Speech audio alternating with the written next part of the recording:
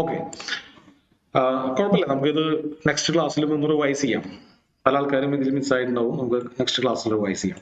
അപ്പോൾ ഇതാണ് bullish flag. Bullish flag നല്ല അക്യുറസി ഉള്ള ഒരു ചാർട്ട് പാറ്റേൺ ആണ്. പക്ഷെ കമ്പാരിറ്റീവ്ലി നമ്മൾ ഫ്ലാറ്റ് ബ്രേക്ക്ഔട്ട്സുകളാണെങ്കിൽ അതിനുശേഷം വേറെ റെസിസ്റ്റൻസുകളൊന്നും അടുത്തില്ലെങ്കിൽ, ഒരുപക്ഷെ കഴിഞ്ഞ മാസം അല്ലെങ്കിൽ 3 മാസം മുമ്പൊക്കെ ഉണ്ടായിരിക്കാം, ഈ അടുത്തൊന്നും വേറെ റെസിസ്റ്റൻസുകൾ ഇല്ലെങ്കിൽ അതായിരിക്കും ബെറ്റർ ബ്രേക്ക്ഔട്ട്സ്. ഓക്കെ, അപ്പോ പിന്നെ 2 പാറ്റേൺസ് ഉണ്ട് അല്ലെ? നമ്മൾ ഡയഗണൽ ആയിട്ടുള്ള ചാർട്ട് പാറ്റേൺസ് ഏതൊക്കെയാണ്? വെഡ്ജസ് അല്ലെ? വെഡ്ജസ് എന്ന് പറഞ്ഞാൽ എന്താണ്? നമ്മൾ പഠിച്ചേക്കണതല്ലേ ഇതൊക്കെ? ഉളി അല്ലെ? അതായത് ഡിക്ലൈൻഡ് ആയിട്ടുള്ള ഒരു ഇറക്കം പോലെയുള്ള ഒരു റെസിസ്റ്റൻസും ഇറക്കം പോലെയുള്ള ഒരു സപ്പോർട്ടും. അപ്പൊ അതായത് ഏകദേശം ഇങ്ങനെ വരും, ഒരു കോൺ ഷേപ്പ് അല്ലെ? കോൺ എന്ന് വേണമെങ്കിൽ വിളിക്കാം, കോൺ ഷേപ്പ്.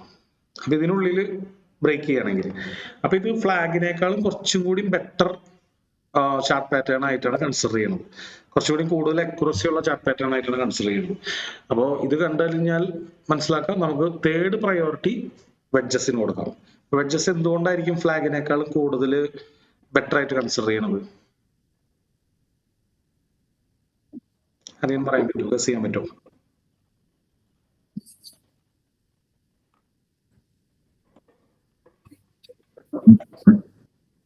എന്തുകൊണ്ടായിരിക്കും? ഫ്ലാഗ് എന്ന് പറഞ്ഞാൽ അങ്ങനെ വരും അല്ലെ? ഓക്കെ, ഫ്ലാഗിനേക്കാളും ബെറ്റർ ഫ്ലാറ്റ് ആണ്. സപ്പോർട്ട് കുറച്ചുകൂടെ ഫ്ലാറ്റ് ആണ്. സപ്പോർട്ട് കുറച്ചുകൂടി രണ്ടും ഓൾമോസ്റ്റ് സിമിലർ ആംഗിൾ ആണെന്ന് വിചാരിച്ചു. വേറെ എന്തെങ്കിലും? സ്റ്റോപ്പ് ലോസ് ചെറുതല്ലേ? ഇതിവിടെ ട്രേഡ് വെക്കുമ്പോൾ നമ്മൾ സ്റ്റോപ്പ് ലോസ് ഇവിടെയല്ലേ വെക്കുക? ഓക്കെ, ഇവിടെ ട്രേഡ് എടുക്കുമ്പോഴോ സ്റ്റോപ്പ് ലോസ് ഇവിടെയല്ലേ വെക്കുക? സ്റ്റോപ്പ് ലോസ് ചെറുതായുള്ള ഗുണം എന്താ?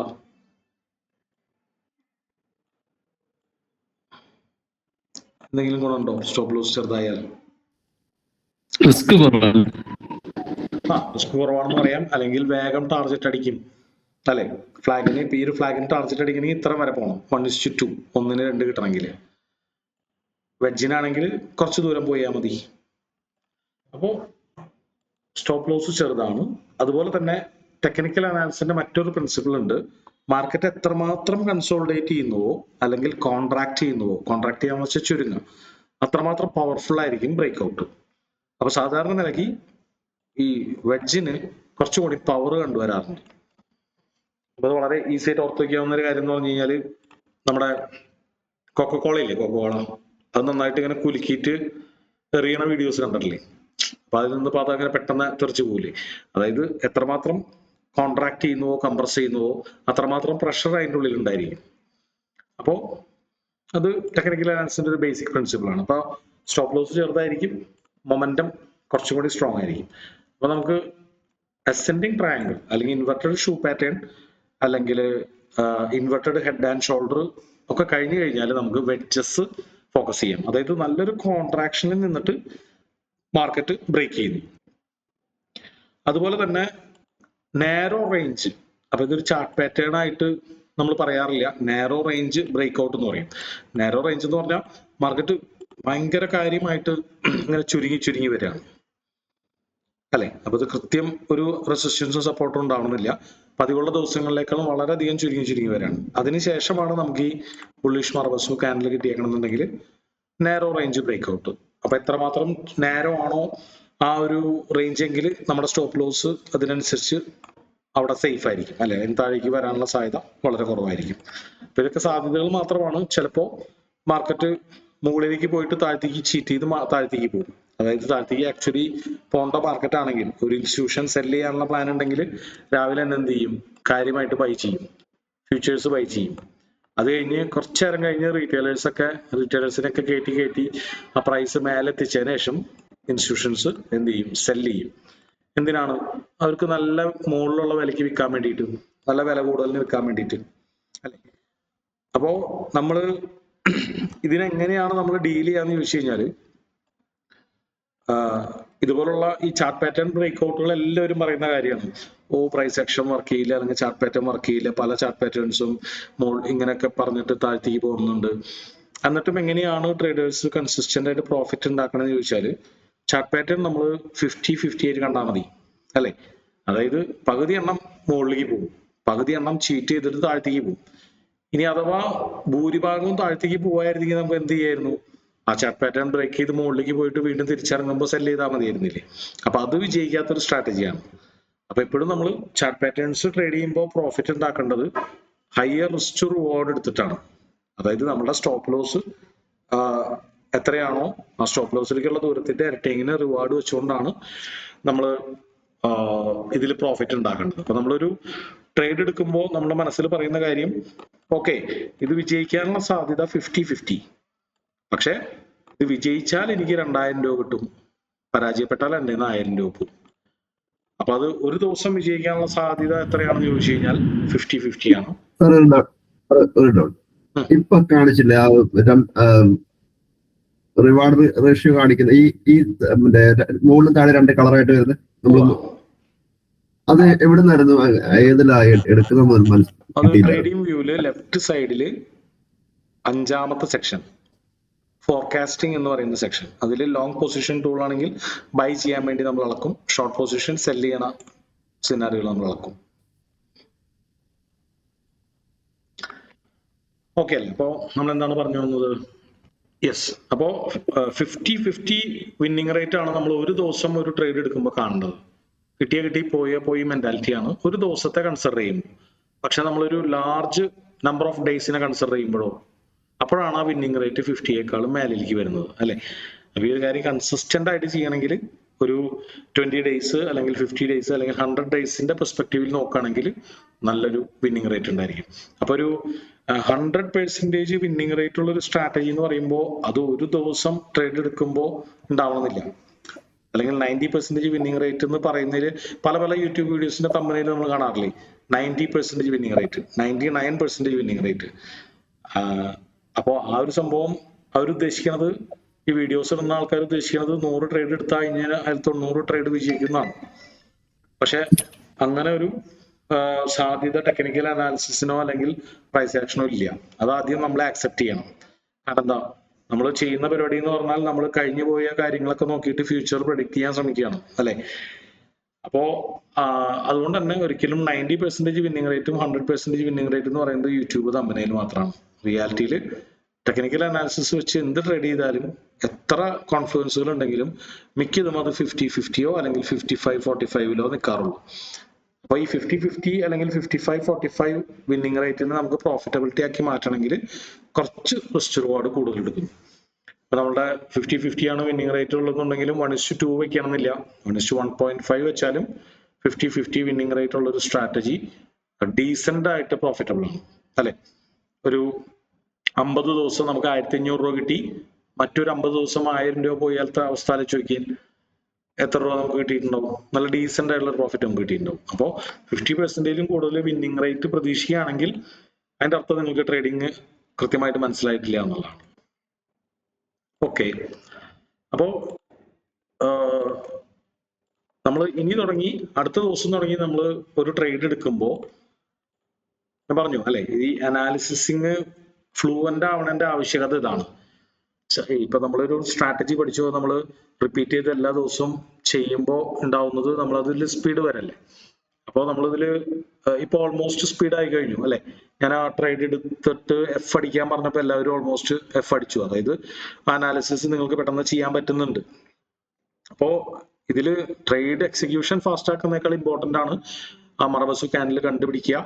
അത് ഒരു 180R മേലെയും 280R താഴെയാണെന്നുള്ളതും, നിഫ്റ്റി ബുള്ളിഷ് ആണോ ബെയറിഷ് ആണോ അതൊക്കെ നമുക്ക് നോക്കാൻ സമയമുണ്ട്. 9:20 മുമ്പുള്ള സമയത്ത് നമുക്ക് നോക്കാം. 9:25 മുമ്പുള്ള സമയത്ത്, 25 കഴിഞ്ഞാൽ നമ്മൾ നിഫ്റ്റി 50 സ്റ്റോക്സുകൾ കട അനലൈസ് ചെയ്യാൻ പറ്റിയാൽ നമുക്ക് എന്ത് ചെയ്യാം, ഒരു 5-6 സ്റ്റോക്കുകൾ ബുള്ളിഷും ബെയറിഷും ഒക്കെ കിടന്നോട്ടെ, അതെല്ലാം നമുക്കൊരു വാച്ച് ലിസ്റ്റിലേക്ക് അല്ലെങ്കിൽ ഒരു റെഡ് ലിസ്റ്റിലേക്ക് ആക്കാം. അപ്പൊ റെഡ് ലിസ്റ്റിലേക്ക് ആക്കണം നമുക്കറിയാലോ, ഇവിടെ ഒരു ഫ്ലാഗ് ഉണ്ട്, നമ്മൾ ക്ലിക്ക് ചെയ്താൽ മതി. അപ്പോൾ റെഡ് ലിസ്റ്റിൽ മൾട്ടിപ്പിൾ സ്റ്റോക്സ് ഉണ്ടെങ്കിലോ അതിൽ നമുക്ക് 6 ഉണ്ടെങ്കിൽ ആ 6 നോക്കിയിട്ട് അതിൽ ഇതുപോലുള്ള പാറ്റേൺ ബ്രേക്ക്ഔട്ട് ഉണ്ടെങ്കിൽ അതിന് പ്രയോറിറ്റി കൊടുക്കാം, അല്ലെ? ഇതൊരു സിനാറിയോ മാത്രമാണ്. ഇനിയും അടുത്ത സെക്ഷനുകൾ നമ്മൾ അടുത്തടുത്ത സിനാറിയോകൾ പഠിക്കും. അപ്പോ സിനാറിയോ നമ്പർ 1 ബ്രേക്ക്ഔട്ട് സിനാറിയോ. മുകളിലത്തെ ഫ്ലാഗ് കിട്ടുന്നില്ല, ഏതാണ്? സിമ്പിളിലോട്ട് റെഡ് ഫ്ലാഗ് ആക്കിയിട്ട് ചെയ്യുമ്പോഴേ ഫ്ലാഗ് വരുന്നില്ല. ഫ്ലാഗ് വരുന്നില്ല. ട്രേഡിംഗ് വ്യൂവിൽ തന്നെയല്ലേ ചെയ്യുന്നത്? അതെ അതെ. ഓക്കെ, ഇവിടെ ക്ലിക്ക് ചെയ്യാനല്ലേ നോക്കുന്നേ? ഈ ഒരു പോർഷൻ ഉണ്ടോ? അവിടെ റെഡ് വരുന്നുണ്ട്, പക്ഷെ സാറിന് മുകളിലൊരു അതിന്റെ റെഡ് എടുത്ത് എല്ലാം കൂടെ വരുന്ന ഒരു ഉണ്ടല്ലോ. ഇതാണോ റെഡ് ലിസ്റ്റ്? അർജന്റീനസ് അത് എല്ലാവർക്കും തന്നെയാണോ? റെഡ് ലിസ്റ്റ് കാണിക്കുന്നില്ലേ? കാണിക്കുന്നില്ല. അപ്പൊ ഒരു കാര്യം ചെയ്താൽ മതി, ഇവിടെ പോയിട്ട് ഓപ്പൺ ലിസ്റ്റിൽ പോവാം. ഈ ഒരു ഡ്രോപ്പ് ഡൗൺ മെനു ക്ലിക്ക് ചെയ്തിട്ട് ഓപ്പൺ ലിസ്റ്റിൽ പോവാം. എന്നിട്ട് ഈ റെഡ് ഒന്ന് ഫേവറേറ്റിലേക്ക് ആഡ് ചെയ്ത് നോക്കിയാൽ ഡിഫോൾട്ട് ആയിട്ട് റെഡ് ലിസ്റ്റ് ക്ലിക്ക് ചെയ്യുമ്പോ ടാഗ് റെഡ് കളർ ഫ്ലാഗ് എല്ലാം കാണിക്കുന്നുണ്ടല്ലോ. സിമ്പിൾ താഴെ സിമ്പിളിനെ അതിന്റെ താഴെ തൊട്ട് റെഡിന്റെ താഴെ സിമ്പിൾ, അവിടെ ലെഫ്റ്റ് സൈഡിൽ ഒന്ന് ക്ലിക്ക് ചെയ്ത് കഴിഞ്ഞാല് ഇവിടെ അല്ലേ താഴെ സിമ്പിളിന്റെ സൈഡിൽ തന്നെ ഒരു റെഡ് കളർ ഒരു അതവിടെ ക്ലിക്ക് ചെയ്യും. അപ്പൊ റെഡ് കളർ ഫ്ലാഗ്. അതെ, ഓക്കെ. ഇവിടെ ക്ലിക്ക് ചെയ്യുമ്പോ ഈ റെഡ് ഫ്ലാഗ് അടിച്ചു വെക്കുന്നത് മുകളിലേക്ക് വരുന്നുണ്ട് അല്ലെ? മുകളിൽ വരും. ഓ റൈറ്റ്. അല്ലാതെ ഇതുപോലെ റെഡ് ഫോൾഡർ ആയിട്ട് എടുക്കാൻ പറ്റുന്നില്ല. ഇനി ഈ ഒരു ഡ്രോപ്പ് ഡൗൺ മെനു ഉണ്ടല്ലോ, അതിൽ പോയിട്ട് ഓപ്പൺ ലിസ്റ്റ് ഒന്ന് ഓപ്പൺ ചെയ്ത് നോക്കിയേ. അതിൽ ഇങ്ങനെ കിടക്കുന്നുണ്ടോ നോക്കി. റെഡ് ലിസ്റ്റ് എന്നായിരിക്കും അതിന്റെ പേര്, ഡിഫോൾട്ട് പേര്. ഞാനിപ്പോ ഇവിടെ മാറ്റിയേക്കുന്നതാണ്. റെഡ് ലിസ്റ്റ് എന്നായിരിക്കും പേര്. ഇങ്ങനെ കാണിക്കുന്നുണ്ടോ ഉണ്ടോ? അപ്പൊ അതിന്റെ അടുത്തുള്ള ഫേവറേറ്റ് ബട്ടൺ ഒന്ന് ഓൺ ചെയ്തിട്ട് വീണ്ടും നോക്കി നോക്കിയേ. വന്നു. ഓക്കെ.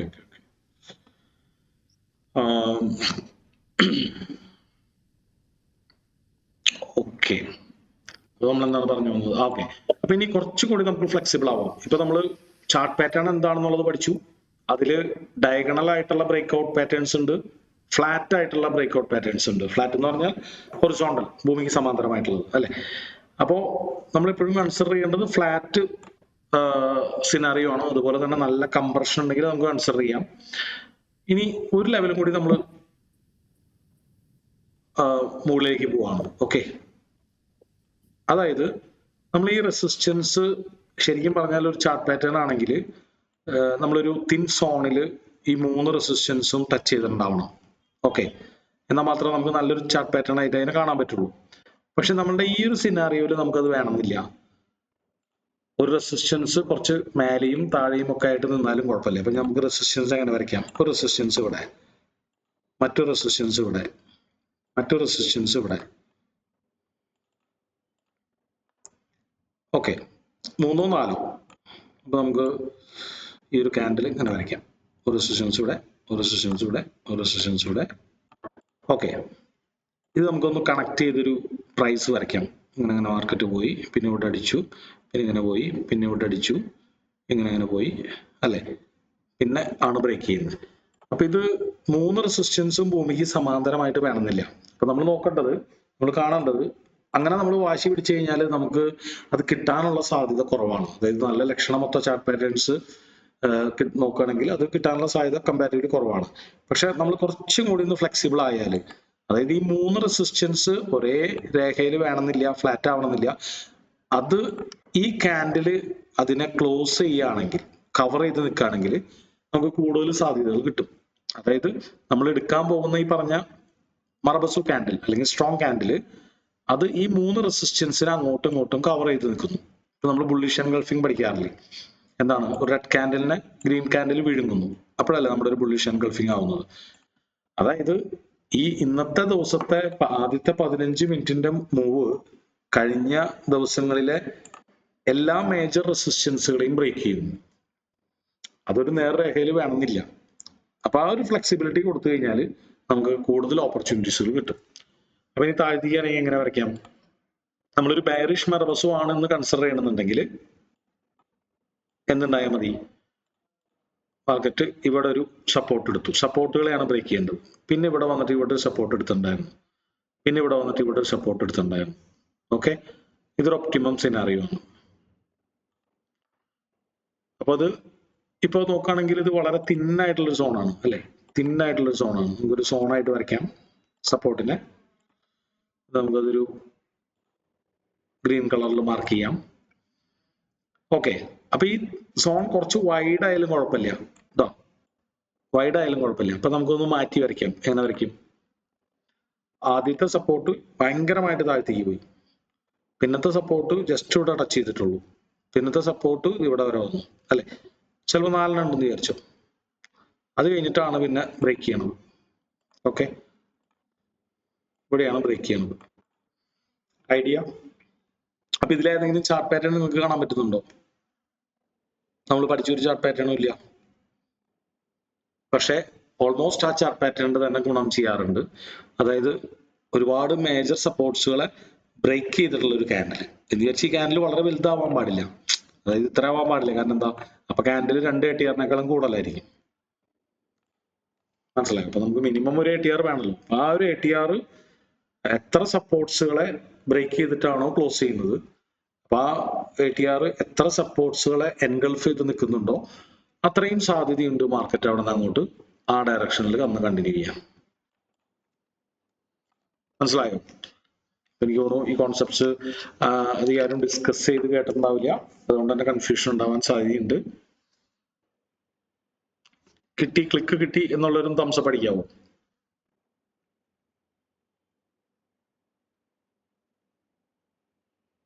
ഒന്നുകൂടിയും ആവർത്തിക്കണോ? ചാർട്ട് പാറ്റേൺസ് എല്ലാവരും നോക്കണതാണ്. നമ്മൾ സ്റ്റാർട്ടിങ് തന്നെ ഒരു മോർണിംഗ് മറബസു ക്യാൻഡിൽ എല്ലാവരും നോക്കണതാണ്. പക്ഷെ ഈ ഒരു സംഭവം കണ്ടെത്താൻ, അല്ലെങ്കിൽ ഈ ഒരു സംഭവം കണ്ടുപിടിക്കാൻ കുറച്ച് സെൻസ് വേണം. എന്താണ്? ഒരു ചാർട്ട് പാറ്റേൺ വേണ്ട, പക്ഷെ ഈ ക്യാൻഡിൽ സൂപ്പർ സ്ട്രോങ് ആണ്, ഇത് മുകളിലേക്ക് പോകാനുള്ള സാധ്യതയുണ്ട് എന്നുള്ളത് നമ്മൾ കണ്ടുപിടിക്കുന്നത് എങ്ങനെയാണ്? ഞാൻ ആദ്യം ബുള്ളിഷ് സിനാരിയോ ഒന്നുകൂടി ആവർത്തിക്കാം. അപ്പൊ നമ്മൾ കൺസിഡർ ചെയ്യുന്നത് ഒരു ബുള്ളിഷ് ക്യാൻഡിൽ ആണെങ്കിൽ, ഓക്കെ, അതിനുള്ളിലെ റേഞ്ച് അല്ലെ, അത് ഒരു റെസിസ്റ്റൻസ് ആയിട്ട് പ്രവർത്തിക്കണം. റെസിസ്റ്റൻസ് ആയിട്ട് പ്രവർത്തിക്കണം. ആ റെസിസ്റ്റൻസിനുള്ളിൽ മാർക്കറ്റ് മിനിമം ഒരു 3 പ്രാവശ്യമെങ്കിലും, 4 ആയാലും കുഴപ്പമില്ല,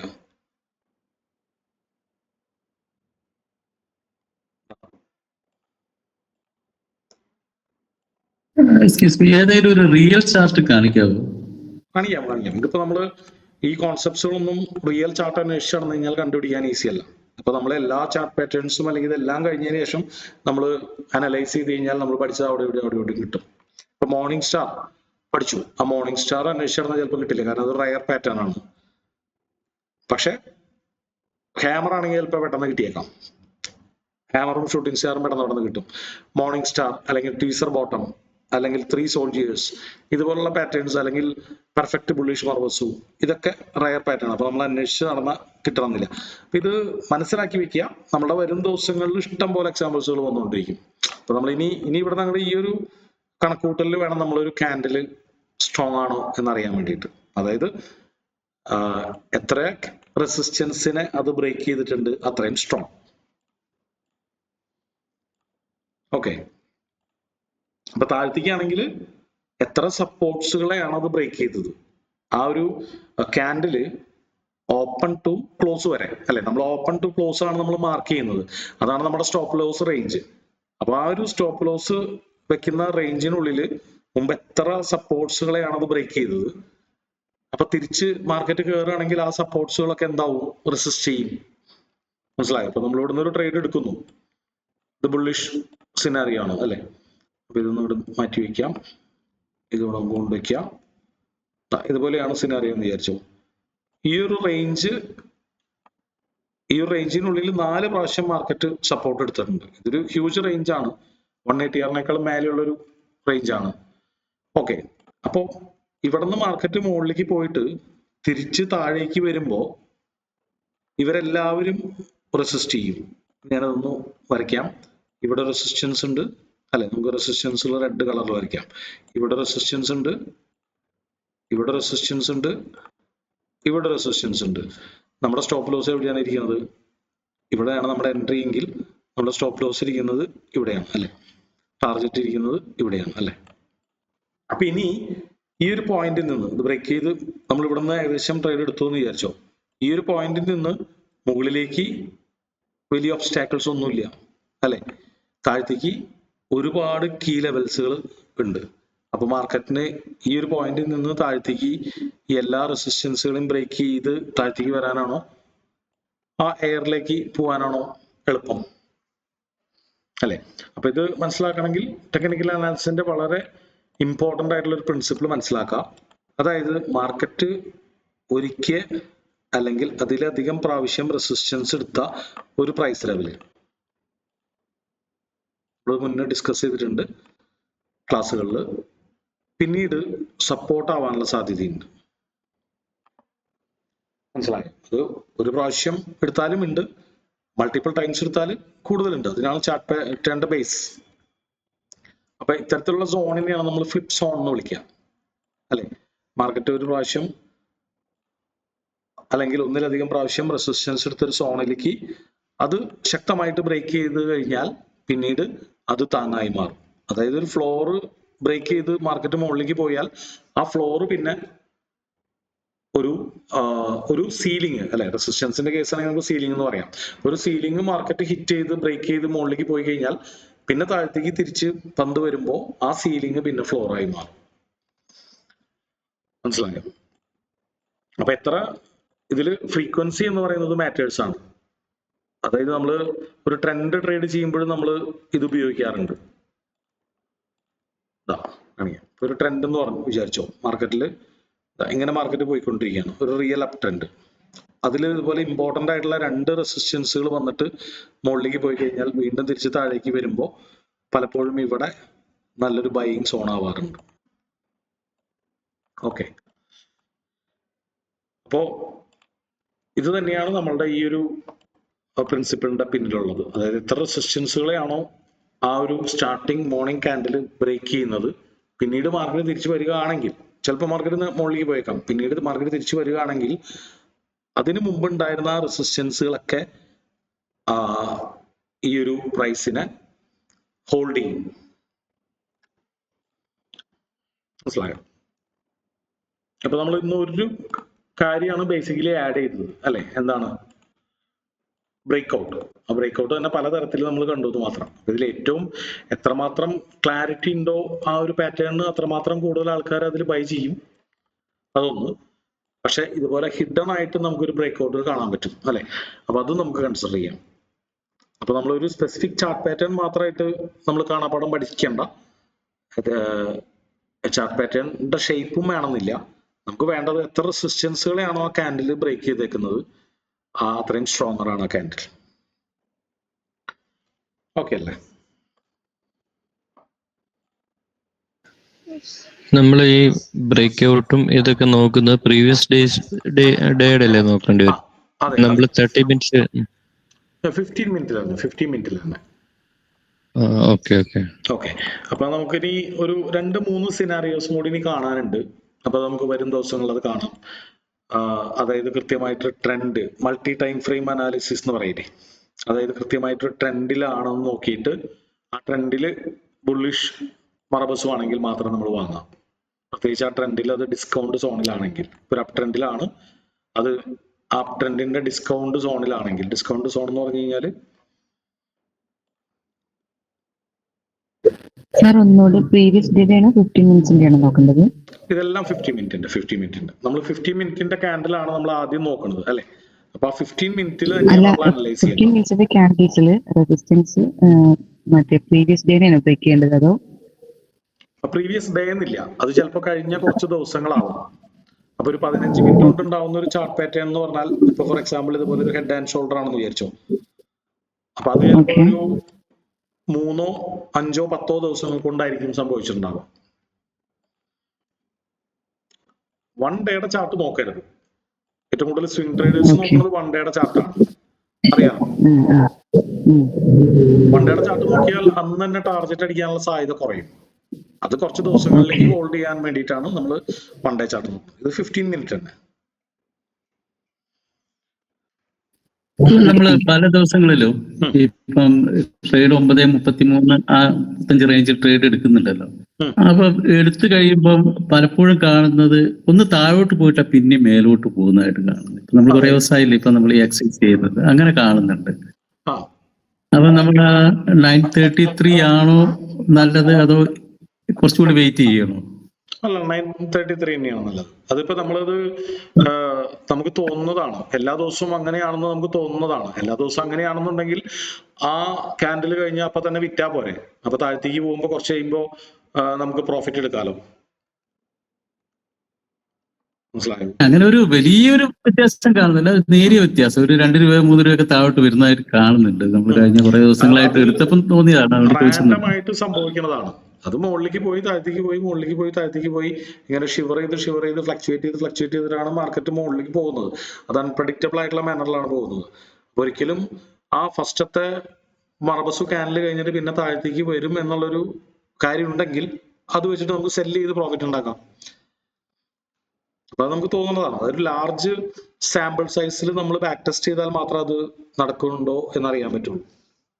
മിനിമം ഒരു 100 ക്യാൻഡിൽസ് എടുത്തിട്ട്, അതായത് അതില് ഈ പറഞ്ഞ 9:30 മുതൽ 9:33 വരെയുള്ള ക്യാൻഡിൽ ക്ലോസ് ചെയ്തതിന് ശേഷം എത്ര സാമ്പിൾസിൽ അടുത്ത ക്യാൻഡിൽ ഗ്രീൻ ആയിട്ടുണ്ട്, എത്ര സാമ്പിൾസിൽ അടുത്ത ക്യാൻഡിൽ റെഡ് ആയിട്ടുണ്ട്, അത് തന്നെ ബാക്ക് ടെസ്റ്റ് ചെയ്ത് നോക്കിയാൽ നമുക്ക് അറിയാൻ പറ്റുള്ളൂ. അപ്പൊ അത് ബാക്ക് ടെസ്റ്റ് ചെയ്ത് നോക്കുന്നതിന് മുമ്പ് നമ്മൾ ഇപ്പോ പഠിച്ച സ്ട്രാറ്റജി നിങ്ങൾ ബാക്ക് ടെസ്റ്റ് ചെയ്ത് നോക്കാം, അല്ലെ? അത് ബാക്ക് ടെസ്റ്റ് ചെയ്ത് നോക്കുന്നതിന് മുമ്പ് നമുക്ക് ഇതുപോലുള്ള ക്യാൻഡിൽസുകൾ വന്നു കഴിഞ്ഞാൽ അതിൽ എത്ര എണ്ണം ടാർഗറ്റ് അടിക്കുന്നുണ്ട്, എത്ര എണ്ണം സ്റ്റോപ്പ് ലോസ് അടിക്കുന്നുണ്ടെന്ന് ഒരു 100 ദിവസമെങ്കിലും പോയി ബാക്ക് ടെസ്റ്റ് ചെയ്ത് നോക്കാം. അപ്പൊ അതിന് അത് 50-50 അല്ല, അതിന് ഇറ്റ്സെൽഫ് ഒരു എഡ്ജ് ഉണ്ടെന്ന് ഉറപ്പ് ഉണ്ടെങ്കിൽ മാത്രമാണ് നമ്മൾ ഈ വക ആക്യുറസി കൂട്ടാനുള്ള എക്സ്ട്രാ ടിപ്സുകൾ അതിൽ ആഡ് ചെയ്യുന്നതിൽ അർത്ഥമുള്ളൂ. അപ്പൊ ആദ്യം തന്നെ ഞാനത് പറഞ്ഞിട്ടുണ്ട്, നിങ്ങൾ ഒരു സ്ട്രാറ്റജി പഠിക്കുമ്പോൾ അത് വെച്ച് ട്രേഡ് ചെയ്യുന്നതിനൊപ്പം തന്നെ അത് മാക്സിമം ബാക്ക് ടെസ്റ്റ് ചെയ്യാൻ നോക്കാം. അപ്പൊ ഇപ്പൊ നമ്മൾ അതിന്റെ ഒരു അഡ്വാൻസ്ഡ് ഫോമിലേക്കാണ് നീങ്ങിക്കൊണ്ടിരിക്കുന്നത്, അല്ലെ? വളരെ സിമ്പിൾ ആയിട്ട് നമ്മൾ ആദ്യം പഠിച്ചത് ഒരു സ്ട്രോങ് ക്യാൻഡിൽ കണ്ടാൽ 15 മിനിറ്റിൽ കണ്ടാൽ അടുത്ത 3 മിനിറ്റ് അതിന്റെ ആ ക്ലോസിംഗ് പ്രൈസിന് മേലെ ക്ലോസ് ചെയ്യണമെങ്കിൽ ബൈ. ഇത്രയേ ഉള്ളൂ ബേസിക് സ്ട്രാറ്റജി. അപ്പൊ അത് തന്നെ ആദ്യം പോയിട്ട്, അപ്പൊ സ്ട്രോങ് ക്യാൻഡിൽ എന്ന് പറഞ്ഞാൽ എന്താണെന്നുള്ള ചോദ്യം വരും. സ്ട്രോങ് ക്യാൻഡിൽ എന്ന് പറഞ്ഞാൽ അപ്രോക്സിമേറ്റ്ലി വിക്സുകൾ അധികം വലുതല്ലാത്ത, മുകളിലും താഴെയും വിക്സുകൾ അധികം വലുതല്ലാത്ത ബോഡി വലിയ ക്യാൻഡിൽ ആണ് നമ്മൾ ആദ്യം പറഞ്ഞത്. അതാണ് ഈ സ്ട്രാറ്റജിയുടെ ബേസ്. അപ്പൊ അത് വെച്ചിട്ട് തന്നെ നിങ്ങൾ ട്രേഡ് ചെയ്തിട്ട് ഒരു 55% അല്ലെങ്കിൽ ഒരു 54% വിന്നിങ് റേറ്റ് ഉണ്ടെങ്കിൽ ഇപ്പൊ നമ്മൾ ഈ പറയുന്ന കാര്യങ്ങളെല്ലാം അതിന്റെ കൂടെ ആഡ് ചെയ്ത് കഴിഞ്ഞാൽ ഏകദേശം അതൊരു 60ലേക്ക് എത്തും. മാക്സിമം ഇതിന് 60ലേക്ക് എത്തിക്കാൻ നമുക്ക് പറ്റുള്ളൂ. അപ്പൊ 55% വിന്നിങ് റേറ്റുള്ള സ്ട്രാറ്റജി തന്നെ പ്രോഫിറ്റബിൾ ആണ്. പക്ഷെ 60% എന്ന് പറഞ്ഞു കഴിഞ്ഞാൽ ഫാർ ബെറ്റർ ആയിരിക്കും. സാധാരണ നിലയ്ക്ക് ഈ പറയുന്ന ഇൻട്രാഡേ സ്ട്രാറ്റജികൾക്കൊക്കെ ഒരു 1:1 ഒരു 55 മുതൽ 60% വരെ വിന്നിങ് റേറ്റ് കിട്ടുള്ളൂ. അപ്പൊ 55-ൽ നിന്ന് 60ലേക്ക് എത്തിക്കാനാണ് നമ്മൾ ഒരുപാട് കാര്യങ്ങൾ നോക്കുന്നത്. അപ്പൊ ആദ്യത്തെ പ്രോഗ്രസ് എന്ന് പറയുന്നത് വളരെ ഈസിയാണ്. പക്ഷെ അത് കഴിഞ്ഞതിന് ശേഷം ഉള്ള പ്രോഗ്രസ് വളരെ ടഫറാണ്. അതായത് ഒരുപാട് കോൺഫ്ലുവൻസുകൾ ആഡ് ചെയ്താലാണ് നമുക്ക് 55-ൽ നിന്ന് 60-66ലേക്ക് എത്താം. അപ്പോൾ വേൾഡിൽ പറയപ്പെടുന്നത് 1:1 റിസ്ക് റിവാർഡിൽ ട്രേഡ് ചെയ്യുകയാണെങ്കിൽ 66% കൂടുതൽ വിന്നിങ് റേറ്റ് ഒരു ട്രേഡേഴ്സിനും കിട്ടാറില്ല എന്നാണ് പറയുന്നത്. അല്ലെങ്കിൽ അത്രയും വിന്നിങ് റേറ്റ് ടെക്നിക്കൽ അനാലിസിസിൽ കിട്ടില്ല എന്നാണ് എക്സ്പേർട്സുകൾ പറയുന്നത്. 10 or 12 years ട്രേഡ് ചെയ്തിട്ടുള്ള എക്സ്പേർട്സുകൾ അല്ലെങ്കിൽ അൽഗോരിതമാറ്റിക്കലി ബാക്ക് ടെസ്റ്റ് ചെയ്യുന്ന എക്സ്പേർട്സുകൾ പറയുന്നത്. അപ്പൊ ഈ കാര്യങ്ങളെല്ലാം നമുക്ക് പല ട്രേഡേഴ്സും കോഡ് ചെയ്ത് അൽഗോരിതം ക്രിയേറ്റ് ചെയ്തിട്ട് ബാക്ക് ടെസ്റ്റ് ചെയ്യാറുണ്ട്. അപ്പൊ അങ്ങനെ ബാക്ക് ടെസ്റ്റ് ചെയ്യുന്നവരുടെ വെളിച്ചത്തിൽ അത് ഒരു 10 വർഷത്തെ ഡാറ്റയൊക്കെയാണ് NSE എടുത്തിട്ട് ബാക്ക് ടെസ്റ്റ് ചെയ്യാം. ഒരു സ്പെസിഫിക് സ്ട്രാറ്റജി ആണെന്ന് വിചാരിച്ചു. അപ്പൊ അവര് പറയുന്നത് 66% വിന്നിങ് റേറ്റ് എന്ത് ചെയ്താലും കിട്ടില്ല, അതിനുള്ള ഒരു പൊട്ടൻഷ്യൽ നമ്മുടെ ടെക്നിക്കൽ അനാലിസിസിനോ പ്രൈസ് ആക്ഷനോ ചാർട്ടിനോ ഇല്ല എന്നാണ് പറയുന്നത്. അപ്പൊ നമ്മൾ നോക്കേണ്ടത് 50 to 66 ആണ് ആ ടോട്ടൽ റേഞ്ച്. അതിന്റെ മുകളിലേക്ക് പോകും തോറും കളി ടഫായിക്കൊണ്ടിരിക്കും. അപ്പൊ നമുക്കൊരു 50-ൽ നിന്ന് 55-ലേക്ക് പോകാൻ വളരെ ഈസിയാണ്. അതായത് ഒരു കൊച്ചുകുട്ടിക്ക് പഠിപ്പിച്ചു കൊടുക്കാവുന്ന 2-3 കണ്ടീഷൻസ് വെച്ചാൽ അതിപ്പോ ഈ ഒരു സ്ട്രാറ്റജി തന്നെ ആവണമെന്നില്ല. പല സ്ട്രാറ്റജികളുണ്ട്. 55 to 56 ആ റേഞ്ചിലേക്ക് എത്തണമെങ്കിൽ ടെക്നിക്കൽ അനാലിസിസിന്റെ 2-3 പ്രിൻസിപ്പിൾസ് യൂസ് ചെയ്താൽ മതി. അപ്പൊ അതിലൊരു കോമ്പിനേഷൻ ആണ് നമ്മളുടെ ഈ സ്ട്രാറ്റജി. ഫോർ എക്സാമ്പിൾ, ഇപ്പൊ നമ്മൾ ഇൻഡിക്കേറ്റേഴ്സ് ഒക്കെ നിങ്ങൾ പഠിച്ചല്ലോ. നല്ല ശക്തമായിട്ട് മാർക്കറ്റ് മുകളിലേക്ക് പോയതിനു ശേഷം, അല്ലെങ്കിൽ RSI നിങ്ങൾ പഠിച്ചില്ലേ, RSI ഓവർബോട്ട് ആയിരിക്കുമ്പോൾ ഒരു ഷൂട്ടിംഗ് സ്റ്റാർ, ബോഡിയുടെ 3 ഇരട്ടി വാലുള്ള, മൂക്കിന്റെ 3 ഇരട്ടി വാലുള്ള ഒരു ഷൂട്ടിംഗ് സ്റ്റാർ വന്നാൽ സെല്ല്. ഇതൊരു സിമ്പിൾ സ്ട്രാറ്റജിയാണ്, ഏതൊരു കൊച്ചുകുട്ടിക്കും പഠിപ്പിച്ചു കൊടുക്കാവുന്ന ഒരു കാര്യം അല്ലെ. 2 റൂളേ ഉള്ളൂ. ഒന്ന്, മാർക്കറ്റ് ശക്തമായിട്ട് മുകളിലേക്ക് കയറണം. 2, ഷൂട്ടിംഗ് സ്റ്റാർ എന്ന് പറയുന്ന ഒരു കാൻഡിൽസ്റ്റിക് പാറ്റേൺ വേണം. അപ്പൊ ഷൂട്ടിംഗ് സ്റ്റാർ ഒരു ലക്ഷണമൊത്ത ഷൂട്ടിംഗ് സ്റ്റാർ ആവണമെങ്കിൽ ബോഡിയുടെ 3 ഇരട്ടി വാല് വേണം. കഴിഞ്ഞു. അപ്പൊ ഇതിന് നമുക്ക് വെറുതെ 50-50യിൽ നിന്ന് 55ലേക്ക് എത്താൻ ഈ 2 കണ്ടീഷൻ മതി. പക്ഷെ ഈ 55ൽ നിന്ന് 60ലേക്ക് എത്തണമെങ്കിൽ അതിന് മൾട്ടി ടൈം ഫ്രെയിം അനാലിസിസ് നോക്കണം. അത് റൗണ്ട് നമ്പറിലാണോ, സപ്പോർട്ടിലാണോ, അല്ലെങ്കിൽ ട്രെൻഡ് ലൈനിലാണോ എന്ന് നോക്കണം. ട്രെൻഡ് താഴ്ത്തേക്കാണോ എന്ന് നോക്കണം. നിഫ്റ്റി ബാരിഷ് ആണോ എന്ന് നോക്കണം. നിഫ്റ്റി ബാരിഷ് ആണെന്ന് അറിയണമെങ്കിൽ FIs എത്ര സെൽ ചെയ്തെന്ന് നോക്കണം, ഇന്ത്യ വിക്സ് നോക്കണം, ഗ്ലോബൽ മാർക്കറ്റ്സ് നോക്കണം. കൂട്ടം കാര്യങ്ങൾ നോക്കിയാലാണ് ഇത് 55ൽ നിന്ന് 60ലേക്ക് എത്താം. അപ്പൊ ഞാൻ പറയുന്നത് റിയാലിറ്റിയാണ്, പലർക്കും ദഹിക്കാത്ത റിയാലിറ്റിയാണ്. ഓക്കെ, അപ്പൊ നിങ്ങൾ ആദ്യം തന്നെ ഈ ഒരു സ്ട്രാറ്റജിയിൽ ഒരുപാട് കാര്യങ്ങൾ ആഡ് ചെയ്യുന്നതിന് മുമ്പ് നിങ്ങൾക്ക് സമയം ഉണ്ടെങ്കിൽ എന്ത് ചെയ്യാം, കഴിഞ്ഞ ഒരു 6 മാസം പോയിട്ട് സിംപിളി നമ്മൾ ആദ്യം പഠിച്ച ഈ കാര്യം വെച്ചിട്ട് 180R 280Rന് ഉള്ളിൽ നിൽക്കുന്ന ബോഡിയുടെ 5-1 താഴെ വിക്കുള്ള ബുള്ളിഷ് ഓർ ബെയറിഷ് മർബസും, വേറെ ഒന്നും കൺസിഡർ ചെയ്യണ്ട. നിഫ്റ്റി മുകളിലാണോ താഴത്താണോ ഇതൊന്നും നമുക്ക് ഡാറ്റ വെച്ച് അനലൈസ് ചെയ്യാൻ, ബാക്ക് ടെസ്റ്റ് ചെയ്യാൻ എളുപ്പമല്ല. ആ ഒരൊറ്റ കാര്യം മാത്രം നിങ്ങൾ ബാക്ക് ടെസ്റ്റ് ചെയ്ത് നോക്കിയിട്ട് 55% വിന്നിംഗ് റേറ്റ് കിട്ടുന്നത് നോക്കുക. അങ്ങനെയാണെങ്കിലാണ് അതിന്റെ കൂടെ എക്സ്ട്രാ കോൺഫിഡൻസുകൾ കൂട്ടി കഴിഞ്ഞാൽ, ഈ എക്സ്ട്രാ കോൺഫിഡൻസുകൾ കൂട്ടുന്നത് നമുക്ക് ബാക്ക് ടെസ്റ്റ് ചെയ്യാൻ പറ്റില്ല. കാരണം എന്താ, ഓരോ ദിവസവും ഓരോ ടൈപ്പിലാണ് മാർക്കറ്റ് അല്ലെ. ഈ എല്ലാ കോമ്പിനേഷനും നമ്മൾ എക്സ്ട്രാ പഠിച്ചുകൊണ്ടിരിക്കുന്ന, അല്ലെങ്കിൽ ഇപ്പോൾ അപ്ഗ്രേഡ് ചെയ്തുകൊണ്ടിരിക്കുന്ന ഈ കോമ്പിനേഷൻസ് എല്ലാം വെച്ചിട്ട് നമുക്ക് കഴിഞ്ഞ 6 മാസം ബാക്ക് ടെസ്റ്റ് ചെയ്യാൻ എളുപ്പമല്ല. കാരണം ഓരോ ദിവസവും മാർക്കറ്റ് വ്യത്യാസമായിക്കൊണ്ടിരിക്കുകയാണ്. ചില ദിവസം ഇന്ത്യ വിക്സ് താഴെ ആയിരിക്കും, അപ്പോൾ മാർക്കറ്റ് ബുള്ളിഷ് ആണ്. ചില ദിവസം ഗ്ലോബൽ മാർക്കറ്റ്സിൽ 9 ഗ്രീൻ ആയിരിക്കും, അല്ലെങ്കിൽ ഇന്റർനാഷണൽ ഇൻഡെക്സുകളെല്ലാം, അല്ലെങ്കിൽ ഒരു 9 എണ്ണത്തിൽ 8 എണ്ണം ഗ്രീൻ ആയിരിക്കും. അപ്പൊ ഇതൊക്കെ മാറി മാറി വരുന്ന ഫാക്ടേഴ്സ് ആയതുകൊണ്ട് നമുക്കത് ബാക്ക് ടെസ്റ്റ് ചെയ്യാൻ പറ്റില്ല. അതായത് ഗ്രാൻഡ് സ്ട്രാറ്റജികൾ ബാക്ക് ടെസ്റ്റ് ചെയ്യാൻ എളുപ്പമല്ല, കാരണം ഇതിൽ ഒരുപാട് കോൺഫ്ലുവൻസുകൾ ഉണ്ടായിരിക്കും. കോൺഫ്ലുവൻസ് എന്ന് പറഞ്ഞാൽ ലക്ഷണങ്ങൾ, പല പല ലക്ഷണങ്ങൾ നോക്കിയിട്ട് ട്രേഡ് എടുക്കുന്ന ഒരു ട്രേഡറുടെ സ്ട്രാറ്റജി കിട്ടിയാൽ ബാക്ക് ടെസ്റ്റ് ചെയ്യാൻ പറ്റില്ല എന്നുള്ളതാണ്. അത് നമുക്ക് ട്രേഡ് ചെയ്ത് നോക്കാനേ പറ്റുള്ളൂ. അപ്പൊ ഇപ്പൊ നമ്മൾ കാണുന്ന ഈ അഡ്വാൻസ്ഡ് വേരിയേഷൻ എന്ന് പറയുന്നത് ഒരിക്കലും നമുക്ക് ബാക്ക് ടെസ്റ്റ് ചെയ്യാൻ ഇമ്പോസിബിൾ ആണ്. ട്രേഡ് ചെയ്ത് തന്നെ നോക്കണം, ഒരു 100 ദിവസം നിങ്ങൾ ട്രേഡ് ചെയ്ത് തന്നെ നോക്കണം. പക്ഷെ നമ്മൾ ആദ്യം പഠിച്ച ബേസിക് വേരിയേഷൻ, ഒരു സ്ട്രോങ് കാൻഡിൽ 15 മിനിറ്റിൽ വന്നിട്ട് അടുത്ത 3 മിനിറ്റിൽ അതിന്റെ മേലെ ക്ലോസ് ചെയ്യുകയാണെങ്കിൽ ബൈ. ആ സ്ട്രോങ് കാൻഡിൽ എന്ന് പറഞ്ഞാൽ എന്താണ്, ഒരു മീഡിയം സൈസ്ഡ് കാൻഡിൽ, വിക്സുകൾ ചെറുതാവണം, ബോഡി സ്ട്രോങ് ആവണം. ഇത്രയും വെച്ചിട്ട് ബാക്ക് ടെസ്റ്റ് ചെയ്താൽ തന്നെ നിങ്ങൾക്ക് ഇതിന്റെ വിന്നിംഗ് റേറ്റ് അറിയാൻ പറ്റും. അപ്രോക്സിമേറ്റ്ലി ഒരു 55% വിന്നിംഗ് റേറ്റ് ഉണ്ട്. ഓക്കെ അല്ലേ? അപ്പൊ എന്താണ് വിക്സ്? ഇന്ത്യ വിക്സ് നമുക്ക് അടുത്തൊരു ക്ലാസ്സിൽ കാണാം. നമ്മൾ പ്രീ മാർക്കറ്റ് അനാലിസിസ് ചെയ്യുമ്പോൾ നോക്കുന്ന ഒരു ഫാക്ടറാണ് ഇന്ത്യ വിക്സ്. അതായത് നമ്മൾ രാവിലെ തന്നെ നിഫ്റ്റി മുകളിലോട്ട് പോകാനാണോ സാധ്യത, താഴോട്ട് പോകാനാണോ സാധ്യത എന്നുള്ളത് നമ്മൾ അനുമാനിക്കുന്നതിൽ ഒരു ഫാക്ടർ. ഓക്കെ, അപ്പൊ അത് നമുക്ക് വളരെ വിശദമായിട്ട് എങ്ങനെയാണ് പ്രീ മാർക്കറ്റ് നമ്മുടെ ഈ ഇന്റർനെറ്റ് ലൈവ് ക്ലാസ്സുകളിൽ എല്ലാ ക്ലാസ്സും എനിക്ക് അറ്റൻഡ് ചെയ്യാൻ പറ്റിയിട്ടില്ല. ഞാനിപ്പോ 1-2 ക്ലാസ്സുകളായിട്ടാണ് ലൈവായിട്ട് കയറിയത്. അപ്പൊ നമ്മൾ ഈ എടുത്ത ട്രേഡുകളിൽ അതിന്റെ ഒരു എങ്ങനെയായിരുന്നു, റിസൾട്ട് എങ്ങനെയായിരുന്നു എന്നൊന്നും അറിയാനായിട്ട് എല്ലാ ട്രേഡും ഞാൻ എടുത്തിട്ടില്ല. വീഡിയോസ് നമ്മള് മിക്ക ദിവസങ്ങളിലും ഗ്രൂപ്പിൽ ഇടുന്നുണ്ട്. ആ വീഡിയോസ് നോക്കിയാൽ മതി, നമ്മൾ എടുത്തേക്കുന്ന ട്രേഡുകൾ ഏതൊക്കെയാണെന്ന് അറിയാം. തന്നെയല്ല, നമ്മളൊരു 3-4 ദിവസങ്ങൾ ഞാൻ ജനറൽ ആയിട്ട് നമ്മുടെ ഗ്രൂപ്പിലെ എല്ലാവർക്കും പ്രോഫിറ്റ് ആയിരുന്നു അതൊന്നും അറിയാനായിട്ടായിരുന്നു. അത് അറിയണമെങ്കിൽ ആ ഗ്രൂപ്പിൽ കയറി നോക്കിയാൽ മതി. ആ ഗ്രൂപ്പിൽ നിങ്ങളില്ലേ?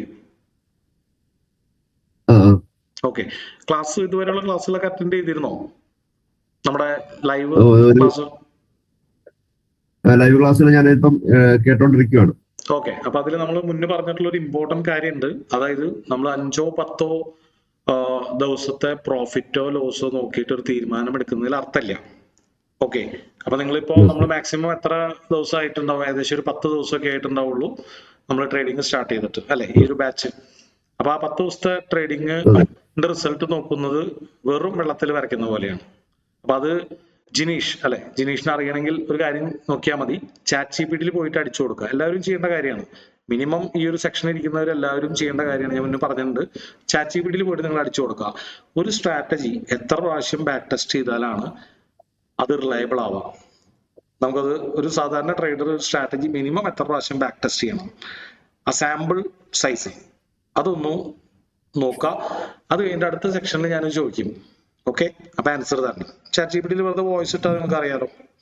അപ്പൊ ചാറ്റ് GPT തന്നെ ചോദിക്കാം മിനിമം എത്ര പ്രാവശ്യം, അതായത് 10 പ്രാവശ്യം അല്ലെങ്കിൽ 20 പ്രാവശ്യം ഒന്നും ബാക്ക് ടെസ്റ്റ് ചെയ്യുന്ന ഒരു അർത്ഥമില്ല. അപ്പൊ നമ്മൾ എന്താണ് ചെയ്യേണ്ടത്? ഇതിൽ നിന്ന് നമുക്ക് എന്ത് മനസ്സിലാക്കാം? ഒരു 55% വിന്നിങ് റേറ്റ് ഉള്ള ഒരു സ്ട്രാറ്റജി ആദ്യത്തെ 10 പ്രാവശ്യം ആദ്യത്തെ 10 സാമ്പിൾസ് എടുത്തിട്ട് അതിൽ 7 എണ്ണം പരാജയവും 3 എണ്ണം വിജയിച്ചാലും ആ സ്ട്രാറ്റജിക്ക് ഒരു മാറ്റവും വരുന്നില്ല അല്ലെ? അതിന്റെ വിന്നിങ് റേറ്റ് അപ്പോഴും 55 തന്നെയാണ്. ഇനി 3 എണ്ണം 7 എണ്ണം വിജയിച്ചിട്ട് 3 എണ്ണം പരാജയപ്പെട്ടാലും ആ സ്ട്രാറ്റജിക്ക് 70 വിന്നിങ് റേറ്റ് കിട്ടാൻ പോകുന്നില്ല. അതിന്റെ റിയൽ വിന്നിങ് റേറ്റ് 55 തന്നെയാണ്. അപ്പൊ ഇതറിയണമെങ്കിൽ ഏറ്റവും ഈസി പണി ചാറ്റ് ജിപിറ്റിയോട് പോയി ചോദിക്കുക, ഒരു ട്രേഡർ ഒരു സ്ട്രാറ്റജി മിനിമം എത്ര ടൈംസ് ബാക്ക് ടെസ്റ്റ് ചെയ്യണം എന്നുള്ളത്. അത് ഞാനിപ്പോ പറയുന്നില്ല, നിങ്ങൾ തന്നെ സ്വയം കണ്ടുപിടിച്ചിട്ട് അടുത്ത ക്ലാസ്സിൽ എനിക്ക് പറഞ്ഞുതരാം. രണ്ടാമത്തെ കാര്യം, ഒരു കോയിൻ എടുത്തിട്ട് നിങ്ങൾ ടോസ് ചെയ്യുക. നമ്മൾ മുന്നേ പറഞ്ഞിട്ടുണ്ട്, എല്ലാ ഇൻട്രാഡേ സ്ട്രാറ്റജി സെക്ഷന്റെ സ്റ്റാർട്ടിംഗ് ക്ലാസ്സുകളിൽ പറയാറുള്ള കാര്യം. ഒരു കോയിൻ എടുത്തിട്ട് ടോസ് ചെയ്തിട്ട് ആക്ച്വലി ഒരു കോയിൻ ടോസ് ചെയ്യുമ്പോൾ ഹെഡ് ഓർ ടൈല് വീഴാനുള്ള സാധ്യത 50% ആണെന്ന് നമുക്ക് എല്ലാവർക്കും അറിയാം അല്ലെ? ഒരു 10 പ്രാവശ്യം നിങ്ങൾ കോയിൻ ടോസ് ചെയ്ത് നോക്കുക, അത് 5-5 ആയിട്ടാണോ വീഴുന്നതെന്ന് നോക്കുക. അല്ല, ഇനി 7-3 ആയിട്ടാണ് വീണത് എന്ന് വിചാരിച്ച് ആ കോയിൻ ടോസ് ചെയ്യുമ്പോൾ 7 പ്രാവശ്യം ഹെഡ് വീണു എന്ന് വിചാരിച്ചാൽ ആ കോയിന്റെ റിയൽ വിന്നിങ് റേറ്റ് 70 ആവാൻ പോകുന്നില്ല. 9 പ്രാവശ്യം ഹെഡ് 3 പ്രാവശ്യം ടൈലേ വീണുള്ളൂ എന്ന് വിചാരിച്ചാൽ അത് 90% ആവാൻ പോകുന്നില്ല. അത് 50-50 തന്നെയാണ്. അപ്പോ എന്തായാലും നിങ്ങൾ ചാറ്റ് ജിപിറ്റിയോട് ചോദിച്ചു നോക്കാം. അതിനുശേഷം വൈ എന്നും കൂടി ചോദിക്കാം. അപ്പൊ അപ്പോഴാണ് അതിന്റെ റിയൽ ആൻസർ കിട്ടുള്ളൂ അല്ലെ? അത് വളരെ വളരെ എന്താ പറയാ, ഡീറ്റെയിൽ ആയിട്ടുള്ള പ്രോബബിലിറ്റി തിയറിയാണ്. എന്തുകൊണ്ടാണെന്നുള്ളതിന്റെ കാരണം. ഓക്കെ, എന്നിട്ട് നിങ്ങൾ അടുത്ത ദിവസം പറയാം എത്ര പ്രാവശ്യമാണ് ചാറ്റ് ജിപിറ്റി സജസ്റ്റ് ചെയ്യുന്നത്. മിനിമം നമ്മൾ ഇപ്പൊ ട്രേഡ് ചെയ്ത് നോക്കുകയാണെങ്കിലും ബാക്ക് ടെസ്റ്റ് ചെയ്ത് നോക്കുകയാണെങ്കിലും ഒരു സ്ട്രാറ്റജിയുടെ പെർഫോമൻസ് അറിയണമെങ്കിൽ മിനിമം നമ്മൾ എത്ര സാമ്പിൾസ് കൺസിഡർ ചെയ്യണം. ഓക്കെ, 100 പറയുന്നത് 100 minimum. Okay, minimum recommended 200 to 300 trade. Yes, 200 to 300 ആണ് റിലയബിൾ. പക്ഷെ ഇതൊന്നും പറഞ്ഞാൽ ആർക്കും ഇഷ്ടാവില്ല. അതുകൊണ്ടാണ് നമ്മൾ മിനിമം നിങ്ങൾ 100 ദിവസമെങ്കിലും ട്രേഡ് ചെയ്യാൻ പറയുന്നത്. ഒരു സ്ട്രാറ്റജി വെച്ചിട്ട് മിനിമം നിങ്ങൾ 100 ദിവസമെങ്കിലും ട്രേഡ് ചെയ്തിട്ട് അത് വാലിഡേറ്റ് ചെയ്യുക എന്ന് പറയും. 300 എന്ന് പറഞ്ഞാൽ അപ്പോഴേ തലകറങ്ങി വീഴും. Professional level 500+. യെസ്. അപ്പൊ 500 എന്ന് പറഞ്ഞാൽ ഏകദേശം ഒരു 2 കൊല്ലം അല്ലെ? 2 കൊല്ലത്തെ ഡാറ്റ എടുത്തിട്ട് ബാക്ക് ടെസ്റ്റ് ചെയ്യണം. ഇപ്പൊ നിഫ്റ്റി 50 വേണമെന്നില്ല, നിഫ്റ്റിയിലെ ഏറ്റവും കൂടുതൽ വെയിറ്റേജ് ഉള്ള 10 സ്റ്റോക്കോ അല്ലെങ്കിൽ ആൽഫബറ്റിക് ഓർഡറിൽ ആദ്യത്തെ 10 എടുത്തിട്ട് അതിനുള്ളിൽ ഏതെങ്കിലും ഒരു ക്യാൻഡിൽ വെച്ചിട്ട് ഒരു 2 വർഷത്തേക്ക് ഉള്ള ഡാറ്റ എടുത്ത് ബാക്ക് ടെസ്റ്റ് ചെയ്യാൻ സമയമുള്ളവർക്ക് ബാക്ക് ടെസ്റ്റ് ചെയ്യാം. അത് ബാക്ക് ടെസ്റ്റ് ചെയ്തുള്ള ഗുണം എന്ന് വെച്ച് കഴിഞ്ഞാൽ ഈ ഒരു കോൺസെപ്റ്റ് തലയിൽ കയറും. ഓ റൈറ്റ്, ഇതാണ് സംഭവിക്കുന്നത്. അപ്പൊ അതിൽ ഓരോ 3 മാസങ്ങൾ, അതായത് ക്വാർട്ടറിൽ, ഒരു ക്വാർട്ടർ എന്ന് പറഞ്ഞാൽ എത്രയാണ്? 60 വർക്കിംഗ് ഡേയ്സ് ആണ് അപ്രോക്സിമേറ്റ്ലി മാർക്കറ്റ് അല്ലെ? അപ്പൊ ഒരു ക്വാർട്ടറിൽ ഒരു മാസം 20 വർക്കിംഗ് ഡേയ്സ്, അങ്ങനെ 3 മാസമാണെങ്കിൽ 60 വർക്കിംഗ് ഡേയ്സ്. ഓരോ ക്വാർട്ടറിലുള്ള വിന്നിങ് റേറ്റ് കണ്ടാൽ നിങ്ങൾ ഞെട്ടും. ഒരു ബന്ധം ഉണ്ടാവില്ല. ഓരോ മാസത്തെ വിന്നിങ് റേറ്റ് നോക്കണ ഒരു കഥയില്ല. 20 സാമ്പിൾസ് അനലൈസ് ചെയ്യുന്നതിൽ ഒരു കഥയില്ല. അതൊരു പ്രൊഫഷണൽ ബാക്ക് ടെസ്റ്റിംഗ് റിസൾട്ട് എടുത്തു കഴിഞ്ഞാൽ ഒരു മാസം ഹ്യൂജ് ലോസിലായിരിക്കും, അടുത്ത മാസം ഹ്യൂജ് പ്രോഫിറ്റിലായിരിക്കും, പിന്നത്തെ മാസം മീഡിയം ലോസ്, പിന്നത്തെ മാസം ഹ്യൂജ് പ്രോഫിറ്റ്, പിന്നത്തെ മാസം ഹ്യൂജ് ലോസ്, ഇങ്ങനെ മാറിയാണ് വരിക. പക്ഷെ ഓവറോൾ 2 ഇയേഴ്സ് അല്ലെങ്കിൽ 1 ഇയർ മതി. 1 ഇയർ നോക്കുകയാണെങ്കിൽ തന്നെ ഏകദേശം അതിന്റെ വിന്നിങ് റേറ്റ് ഒരു ഐഡിയ കിട്ടും. അതായത് ഫോർ എക്സാമ്പിൾ 60 ആണെന്നുണ്ടെങ്കിൽ 60 - 3 ഓർ 60 + 3 ഇതിനുള്ളിൽ വരും. ഓക്കെ, ഒരു 200 പ്രാവശ്യമൊക്കെ നമ്മൾ ബാക്ക് ടെസ്റ്റ് ചെയ്താൽ ആ വിന്നിങ് റേറ്റ് ആക്ച്വൽ വിന്നിങ് റേറ്റിന്റെ വളരെ അടുത്ത് വരും എന്നാണ് പറയാം. ഓക്കെ, അപ്പൊ അതിങ്ങനെ ഒരു നീണ്ട വിഷയമാണ്. നിങ്ങൾ എന്തുകൊണ്ടാണെന്നുള്ളത് ചാറ്റ് ജിപിറ്റിയോട് ചോദിച്ച് മനസ്സിലാക്കാൻ നോക്കാം. ഈ പ്രോബബിലിറ്റി തിയറി അല്ലെങ്കിൽ ബാക്ക് ടെസ്റ്റിംഗ് എന്നുള്ള ഒരു കാര്യം എന്താ പറയാ, മാത്തമാറ്റീഷ്യൻസിന്റെ ഒരു ഫേവറേറ്റ് സബ്ജക്റ്റ് ആണത്. അപ്പൊ അത് ശരിക്കും നമ്മൾ പറയുന്നേക്കാളും നല്ലത് നിങ്ങളിത് ചെയ്തു നോക്കാണ്. ഒരു കോയിൻ എടുത്തിട്ട് ഒരു 200 പ്രാവശ്യം ടോസ് ഇട്ട് അതിൽ ഓരോ 10 സാമ്പിൾസുകളും എങ്ങനെയാണെന്നുള്ളത് നോക്കുക. ഓരോ 50 സാമ്പിൾസുകൾ നോക്കുമ്പോൾ എത്ര വ്യത്യാസം വരുന്നുണ്ട് ഹെഡ് ഓർ ടൈലിന്റെ പ്രപ്പോർഷന്. ഇപ്പൊ ഒരു 50 ടോസ് ഇട്ടു, അതിൽ നമ്മൾ 30 എണ്ണം ഹെഡും 20 എണ്ണം ടൈലും അങ്ങനെ എഴുതി വെക്കുക. 200 എണ്ണത്തിന്റെ ടോട്ടൽ കണക്കെടുക്കുക. അപ്പൊ ഏകദേശം അത് 50% അടുത്ത് വരും. അതായത് 98 ഹെഡും 102 ടെയിലും അങ്ങനെ വരും. അപ്പൊ അത് ശരിക്കും പറഞ്ഞാൽ ഇത് നമ്മൾ പഠിക്കുന്നേക്കാൾ ഉപരി അത് ചെയ്ത് നോക്കാണ് വേണ്ടത്. ചെയ്തു നോക്കാൻ കുറച്ച് സമയം മതി അല്ലെ. ഒരു 200 പ്രാവശ്യം ഒരു കോയിൻ ടോസ് ചെയ്യണമെങ്കിൽ എത്ര മിനിറ്റ് വേണം? ഒരു 10 മിനിറ്റ് അല്ലെങ്കിൽ ഒരു 15 മിനിറ്റ് മതി. ഓക്കെ, അപ്പൊ നമുക്ക് അടുത്ത സെക്ഷനിൽ കാണാം. എന്തായാലും ഈ ഒരു എക്സസൈസ് ചെയ്യാൻ മറക്കരുത്. ChatGPT പോയിട്ട് ചോദിച്ചിട്ട് വരാം. എല്ലാവർക്കും ഇതേ ആൻസർ തന്നെയാണ് കിട്ടണത് എന്നുള്ളത് അടുത്ത ക്ലാസ്സിൽ പറയാം. ഓക്കെ, വെള്ളിയാഴ്ച ഇൻട്രാഡേയുടെ ക്ലാസ് തന്നെയായിരിക്കും. എന്താണ് നെക്സ്റ്റ് ഡേ ഇൻട്രാഡേയുടെ ക്ലാസ് തന്നെയായിരിക്കും. നെക്സ്റ്റ് ഡേ ഓപ്ഷൻസിന്റെ ക്ലാസ് ആണ്. അത് നമ്മൾ ഗ്രൂപ്പിൽ ഇടും. 95 ഗ്രൂപ്പില് സ്വിംഗ് ട്രേഡിങ്ങിന്റെ കണ്ടു തോന്നുന്നു. അത് ഏത് ബാച്ചാണ് നിങ്ങള്? 96 സ്വിംഗ് ട്രേഡ് ആയിരിക്കും. അത് നിങ്ങളുടെ മൊത്തം ക്ലാസ് കഴിഞ്ഞിട്ടായിരിക്കും ഓപ്ഷൻസിന്റെ ക്ലാസ്. 95 മിക്കതും ഈ വ്യാഴാഴ്ച സ്റ്റാർട്ട് ചെയ്യും. അപ്പോ എന്തായാലും ഗ്രൂപ്പിൽ അപ്ഡേറ്റ് ചെയ്യും. അപ്പൊ ഇനി ഇൻട്രാഡേയുടെ ക്ലാസ് എന്താ? നമുക്ക് പതിവ് പോലെ തന്നെ ഓൾട്ടർനേറ്റീവ് ഡേയ്സിൽ ആഴ്ചയിൽ 3 ദിവസം വെച്ച്.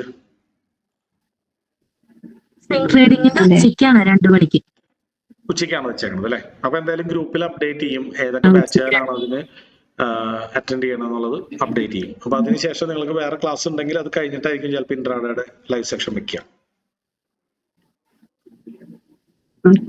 ഓക്കെ, മിക്കതും നമുക്ക് തിങ്കൾ ബുധൻ വെള്ളി, അപ്പൊ വെള്ളിയാഴ്ച ആയിരിക്കും next class. Okay, bye-bye. Thank you. Thank you, sir. Okay. Thanks.